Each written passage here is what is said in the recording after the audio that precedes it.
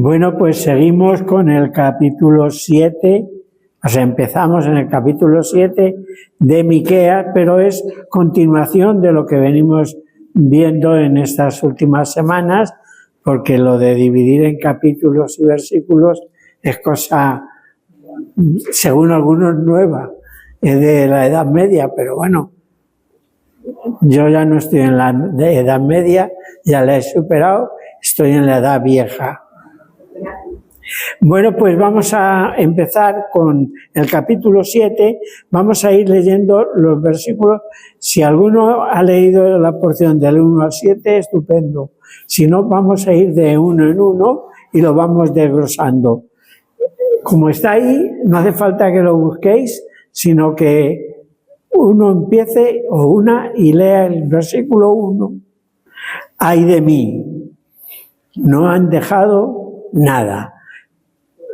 Estamos con un profeta que viene del campo de la agricultura. Él era de un pueblo muy agrícola y todas sus metáforas y casi todos sus dichos vienen de ese campo, del campo de los pueblos, de la agricultura, de todo esto. Y entonces él tiene una queja que es la queja de los pobres. Ay de mí, se han llevado todo. Han recogido, han rebañado los campos sin dejar nada. Bueno, esto parece que es algo normal, pero bíblicamente estaba prohibido. Es una cosa que no se podía hacer. Cuando hace poco estudiamos el libro de Ruth, ¿recordáis?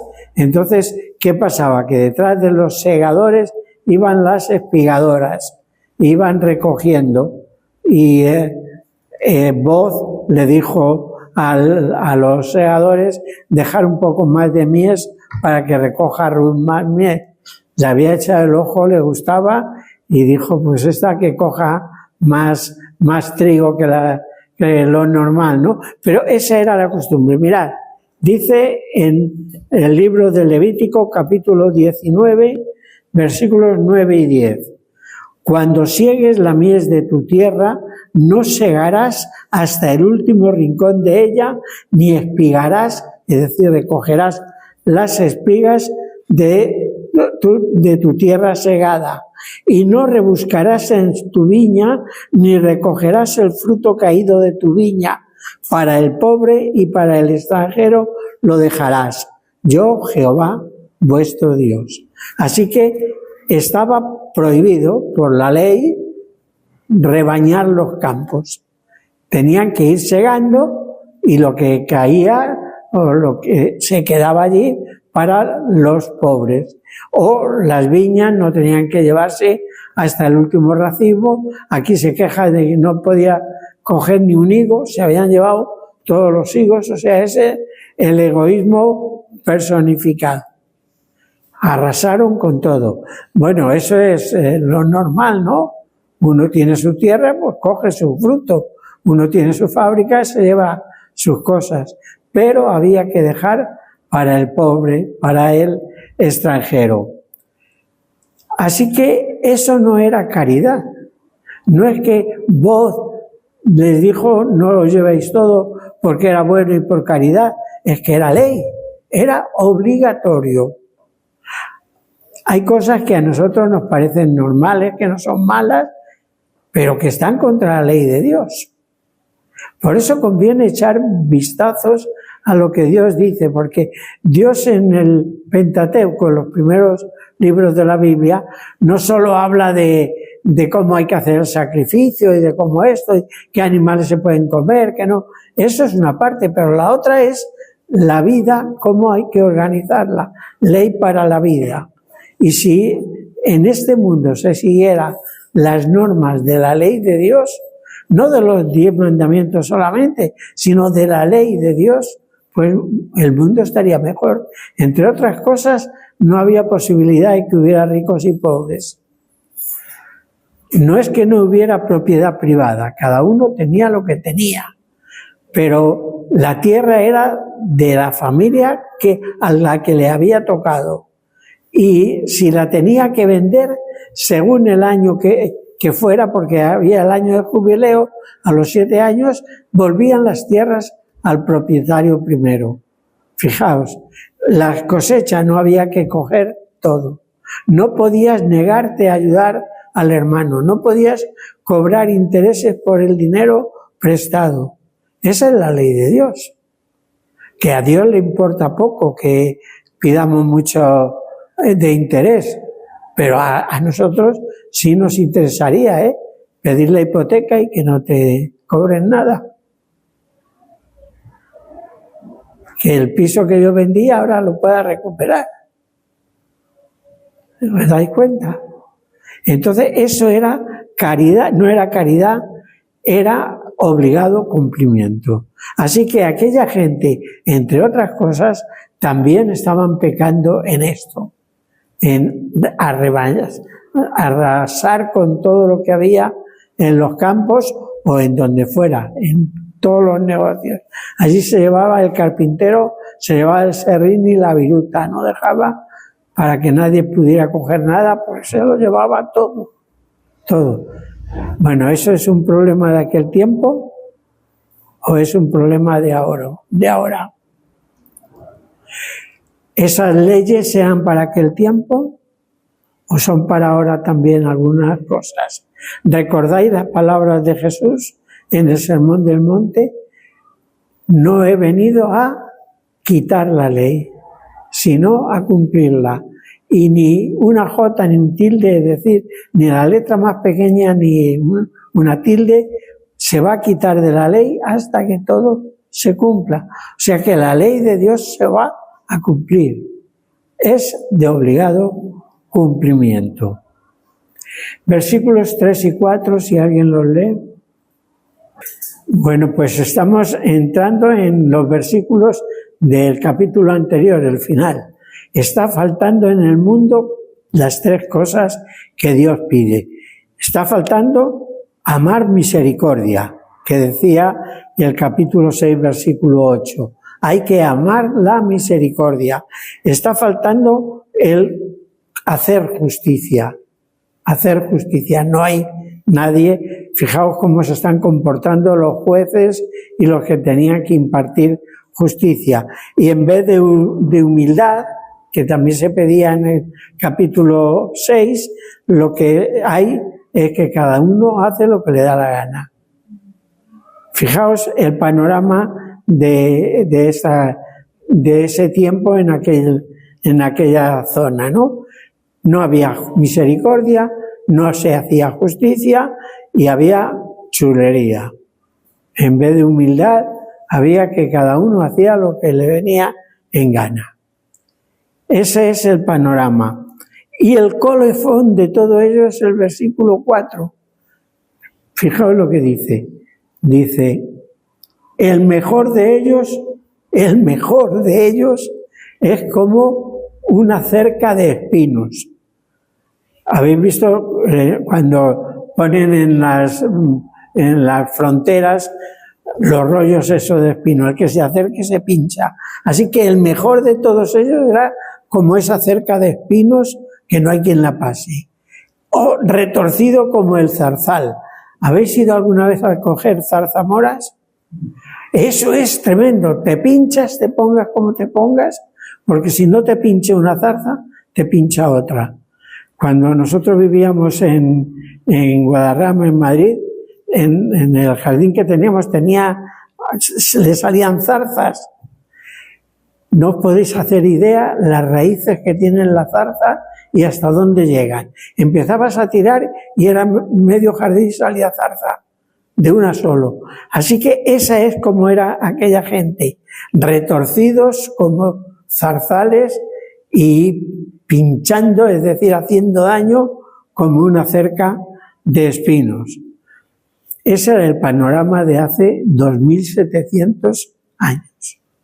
¿Creéis que ha cambiado mucho? Y que solo era allí en la Palestina, en Israel y Judá, que iban a ser llevados por los babilonios y los caldeos, que hoy también aquí. Es el problema del mundo.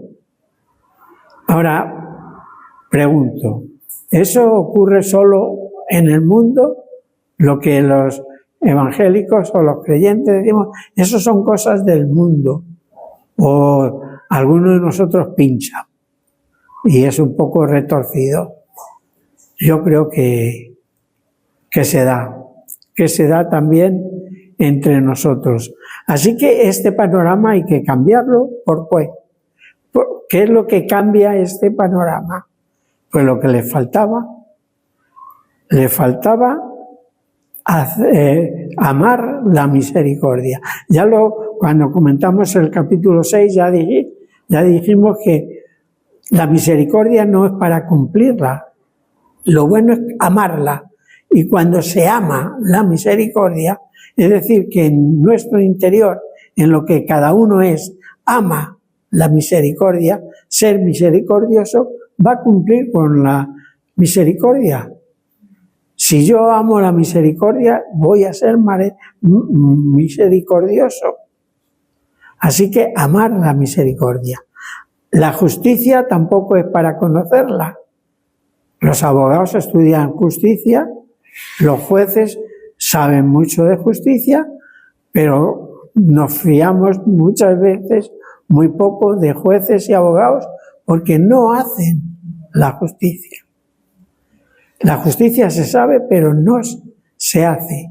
Así que somos así como las zarzas y los espinos porque no amamos la misericordia ni hacemos justicia. La justicia es para hacerla, saber lo que es justo y cumplirlo. Y la humildad. La humildad siempre, siempre, siempre es para el otro. Yo conozco a muy poca gente que no sea orgulloso. Todo no cumple con la humildad. Me he quedado solo en el mundo, como decía Elías de los profetas, ¿no? Me he quedado yo solo de profeta. Pues el único humilde soy yo. Soy tan humilde que presumo de ser humilde. Así que la humildad, la justicia, el amor debe ser cumplido también por nosotros. No podemos saltarnos estas normas, porque no funciona. Y además, este tiempo que vivimos aquí en la tierra es un ensayo, es tiempo de aprendizaje, porque nosotros vamos a vivir en el reino de los cielos. Y el reino de los cielos va a cumplir la ley de Dios. No va a haber ni una sola ley que sea de los hombres. Es para los hombres, pero es ley de Dios. Entonces, si aprendemos aquí estas principales normas, sencillas pero importantes, pues estaremos preparados. Y lo que hacemos aquí tiene repercusión en el futuro. ¿Recordáis la parábola de las minas? A uno le dio minas no de oro o plata, sino minas de dinero. Ahora, ¿cómo lo llaman? Lechugas, tomates, no sé, ahora les han puesto nombre. Pues eso, la ley de las lechugas, ¿la conocéis? Bien. ¿Qué pasa? Que el que había con el dinero que le había dado el Señor, o sea, con los dones que el Señor le había dado, los había utilizado y los había invertido bien, el Señor le promete que en el reino de los cielos tendrá un lugar especial. Allí se habla de que juzgaremos al mundo, que gobernaremos. Habrá un mundo, si no igual, porque será sin pecado, pero un mundo para los humanos, no para los ángeles. Ellos tienen otro mundo. Pero nosotros los humanos iremos a la parte del reino de Dios que corresponde a los humanos. Y allí tendremos que hacer estas cosas. Qué vergüenza si en alguna ocasión allí empiezo a recordar lo que yo hacía con estas pequeñas cosas que no hice caso. Así que empecemos a hacer caso del reino de Dios y su justicia. El reino de Dios y su misericordia. Y aprendamos de la humildad de aquel que fue manso y humilde de boquilla. Lo decía. No. De corazón, de sentimientos. Su sentir era la mansedumbre y su sentir era la misericordia. Es decir, que él cuando iba por la calle sentía misericordia y sentía humildad, se creía inferior a todos. Él dijo, gusano soy y no hombre. El oprobio de los hombres, la vergüenza de los hombres. Y estando en su condición de hombre, se humilló a sí mismo hasta hacerse siervo.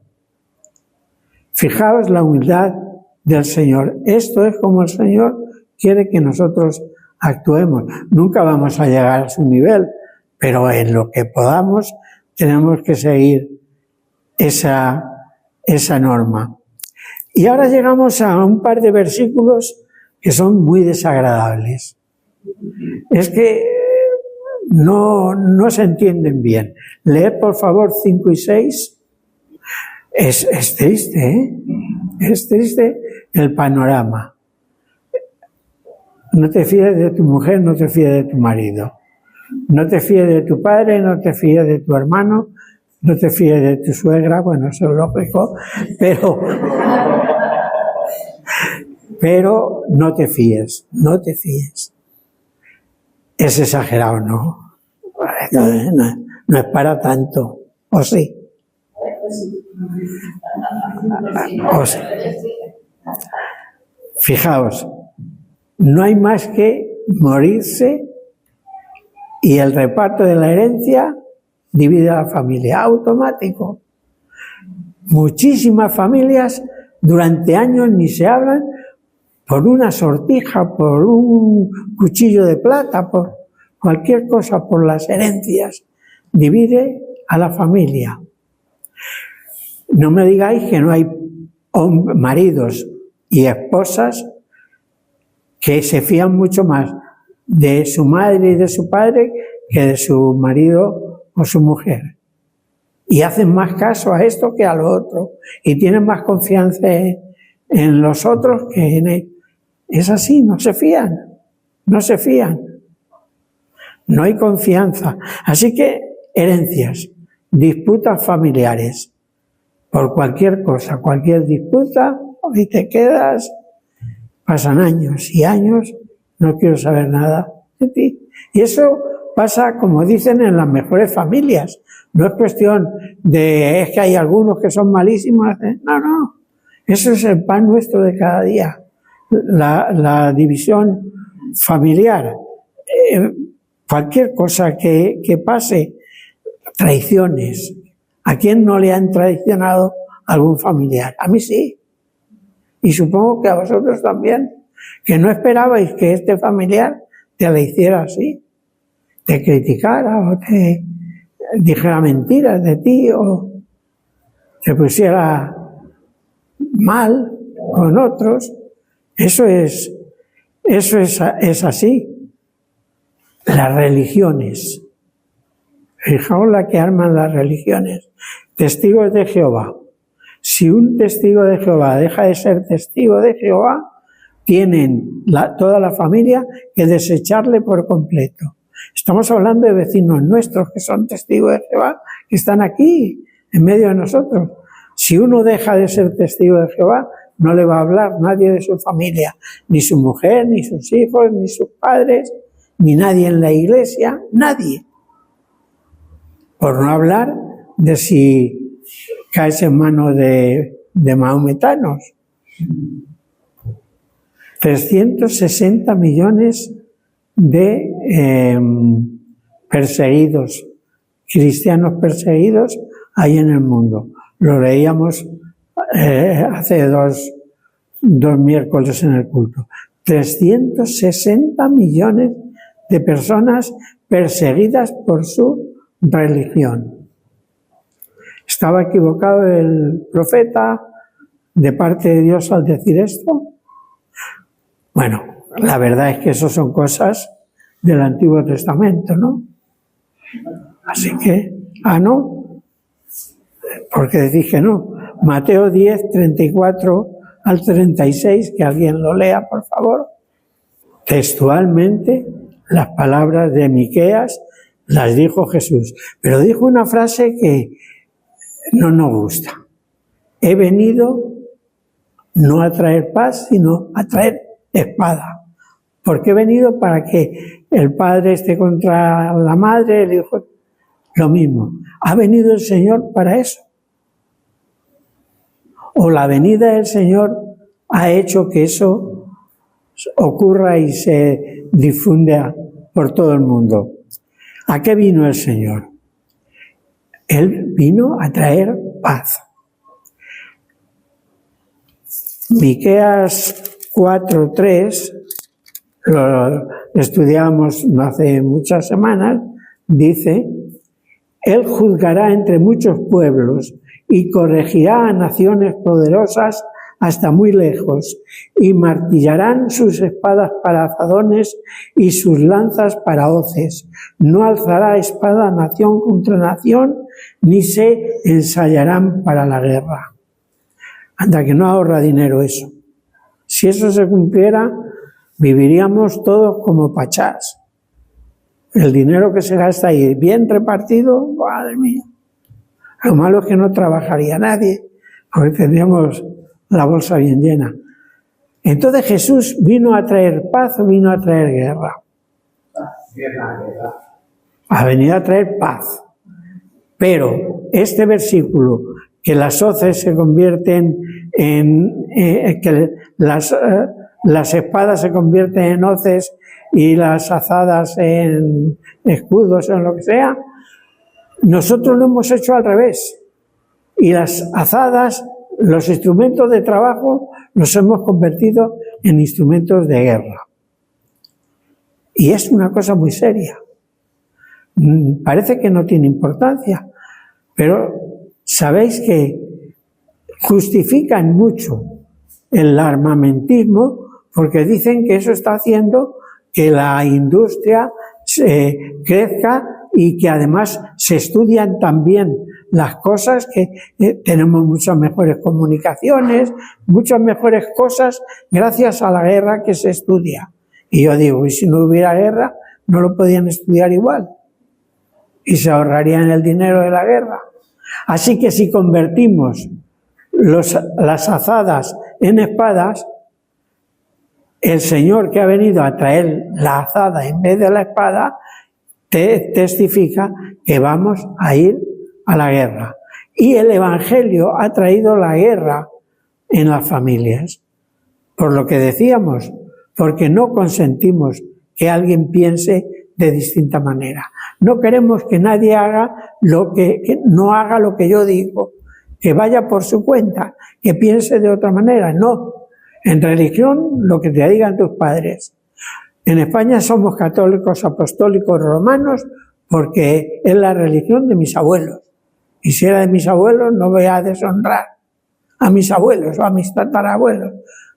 Yo tengo el honor de que mis abuelos eran evangélicos, así que no los deshonro por no serlo.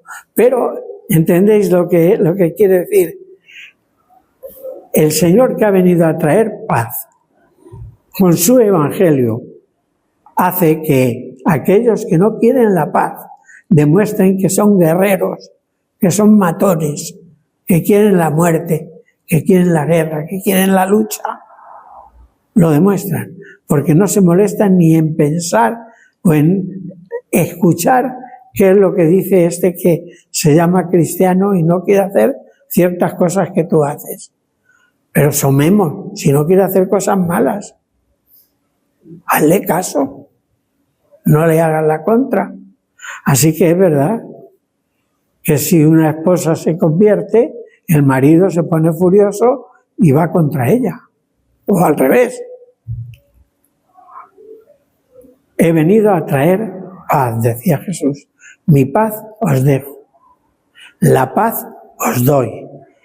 Y no solo como el mundo la da, es que Él la da de verdad. En medio de la lucha, en medio del problema, en medio de la muerte, en medio del peligro, el creyente sincero tiene paz, porque tiene la paz del Señor. Pero el que está alrededor y encima le ve tranquilo, se pone más en contra. Hay más guerra.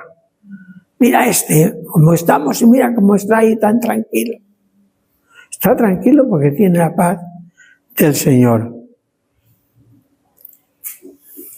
La situación del mundo cristiano hoy, con 360 millones de cristianos perseguidos, es exactamente esto.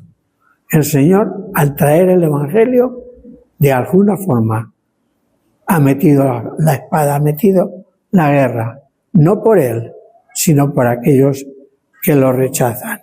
Versículo 7, mas yo miraré, esperaré en Jehová. Mirar. Ya dijimos al principio que este libro profético está escrito en verso. Es verso. Entonces, en una poesía, en cualquier idioma, ¿qué significa mirar? Cuando una poesía habla de mirar. Miré tus ojos. ¿Quiere decir que se quedó así fijo o hay algo más profundo, no? ¿Qué es mirar? Mirar es adentrarse en el alma del otro. Mirar es saber qué siente, sentir lo que el otro siente, pensar lo que el otro piensa, qué está pensando. Hay una poesía que dice, ¿qué estás pensando? Y ella dice, en darte un beso.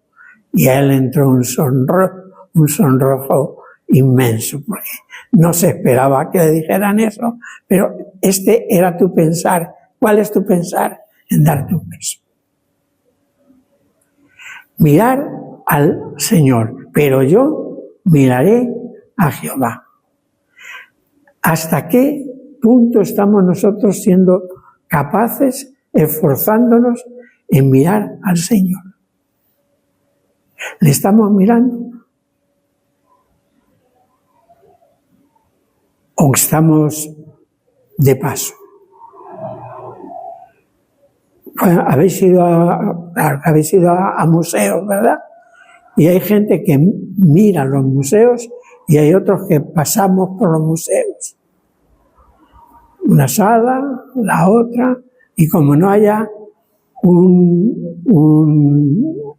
alguien que te lo enseñe y te para al grupo y dice, mirad, ese cuadro, es que me estoy acordando de uno que hay en el Escorial, en el monasterio del Escorial, que es un cuadro inmenso de guerra, y todo el mundo pasa así, ¿verdad? Y el guía los para y dice, mirad, este cuadro tiene la inmensa, y es importantísimo porque alguien está pisando la hostia. ¿Tú crees que alguien se ha fijado en que hay alguien pisando una hostia? No se fija nadie, pero la importancia de ese cuadro es eso. Es eso. Ahora miramos al Señor. Juan 19:37 que dice, mirarán al que traspasaron. ¿Miramos nosotros al que traspasaron? ¿O miramos una cruz y decimos un símbolo cristiano? Pero mirar al que traspasaron. La gente pasaba por allí y decía, mira, este a otro salvó y a sí mismo no se puede salvar. Sus discípulos y los suyos se fueron. Dejaron de mirarle. ¿Quién mira a un moribundo? ¿Quién mira a alguien que está pagando con su vida la muerte de los otros? Si entendemos el mirar como fijarnos con los ojos, es una tontería. ni hábito ni costumbre, es una tontería. Lo que quiere decir este versículo, y decimos era poesía, quiere decir que pensemos en el Señor. Y eso es continuo, que nuestro pensamiento esté siempre en el Señor, que lo que nosotros queremos hacer siempre esté guiado por lo que dice el Señor, por lo que es el Señor. Entonces el mirar, este mirar no es un mirar como hacen los que van ante un crucifijo, se arrodillan, miran, o como dicen en Sevilla, es que el Cristo de la Buena Muerte es el Cristo más bonito de toda Sevilla. Bueno, estará mejor hecho que otros. O la Virgen de no sé qué tiene unos ojos. Hace poco se peleaban porque habían retocado a una Virgen y le habían cambiado el color de los ojos o algo así. Ese mirar no vale para nada, es tontería. No es mirar a un crucifijo, es mirar al crucificado. Es decir, pararnos a pensar en qué está haciendo ahí este crucificado. El Señor, ¿qué está haciendo ahí? ¿Qué es? ¿Qué tiene que ver conmigo? Este que está ahí siendo crucificado. Este es el mirar. Mirar seriamente al Señor. No pasar. No pasar. Hay un himno que dice: ¿quién puede su vista fijar en el leño y luego insensible su ruta seguir? Este mirar.